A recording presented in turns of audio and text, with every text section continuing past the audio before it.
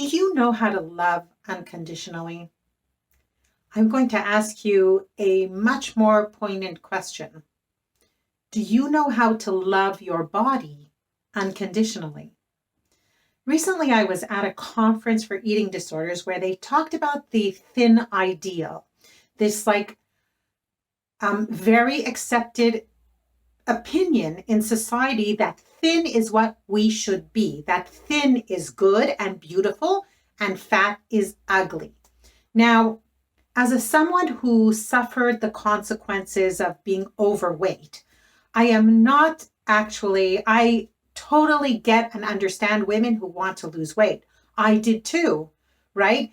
But there's a difference between not wanting to weigh a ton, literally, which causes, it's a health risk and it's uncomfortable and standard sizes are not made for people who are in very big bodies. But there's a big difference between wanting to lose weight for health and for looks and for comfort than having this ideal that I must be thin. Those are two very, very different things. And I see it so many times in women who want to lose weight and come to the GPS program to work with me on losing weight, because even people who come for a food addiction program, let's face it, they also want to lose weight. And I think that's perfectly justifiable.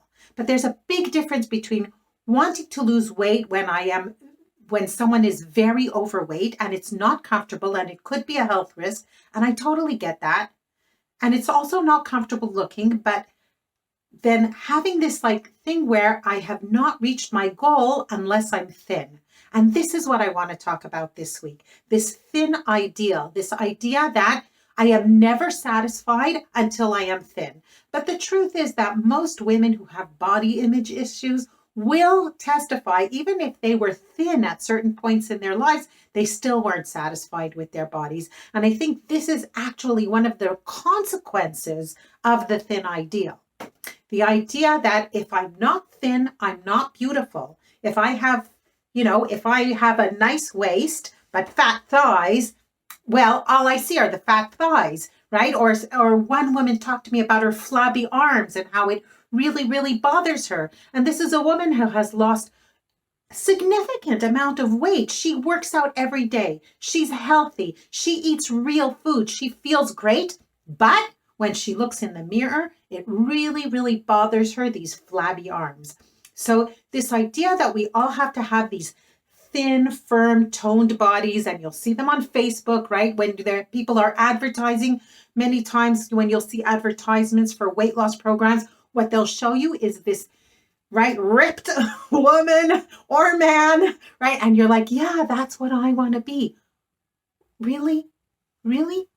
Is that a realistic goal for you? That's what I'm going to ask.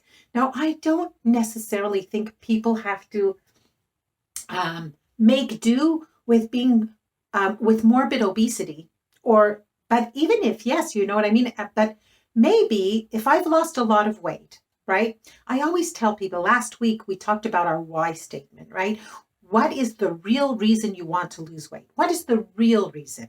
What will it give you in your life, in the quality of life, the things that you can do that you can't do today, the things that you're doing today that you want to stop doing or that you want to have removed from your life?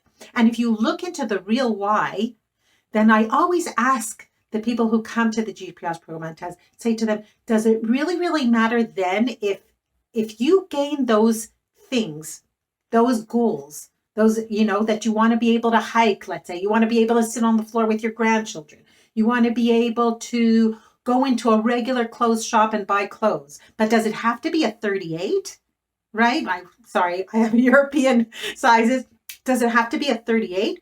If you can look nice in a 40 or a 42, is that enough for you?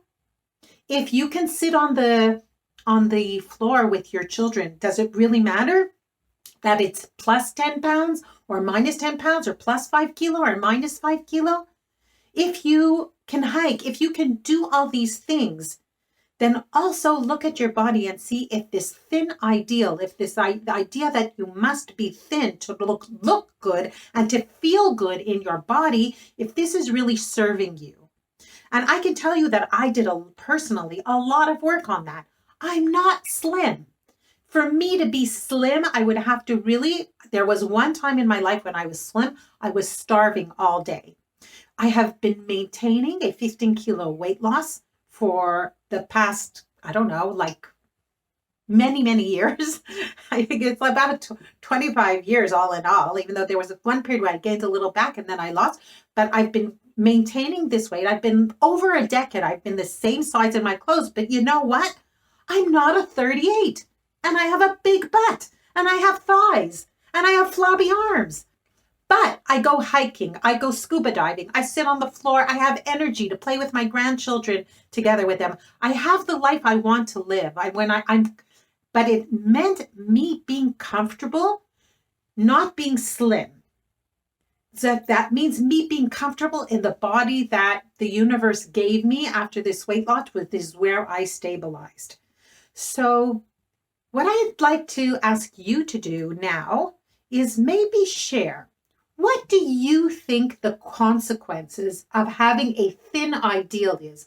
Now, remember, we are differentiating between the desire to have a healthy body, right? And to maybe release weight that is causing health problems, mobility problems, and really, being very uncomfortable in a because there's excess weight, to this idea that in order to feel good in my body and to feel like I look good, I must be thin. I must be slim. So what would you say are the consequences of this thin ideal that is so prevalent in our society? What is it doing to you in your personal life? Is it affecting you negatively? Is it affecting negatively the discourse, the discussions around you? Is it negatively affecting, do you think, our society, young women? And how? So please share in this video, and anybody who really wants to work with developing a new, more loving and compassionate relationship, and also stop eating compulsively or in an addictive way, and get free from the foods that are addicting you, but also learn to live in peace and serenity with your body and your relationship with food, I do invite you to click on the link below and schedule a strategy call, and we'll see how the GPS program can help you. So I'm looking forward to seeing your comments about the thin ideal. And this is Tsipi Livnen, nurse, certified food addiction counselor, creator of the GPS program, here on Tsipi's Weekly Message. And I will see you next week, Monday, 7 p.m. Israel time. Bye-bye.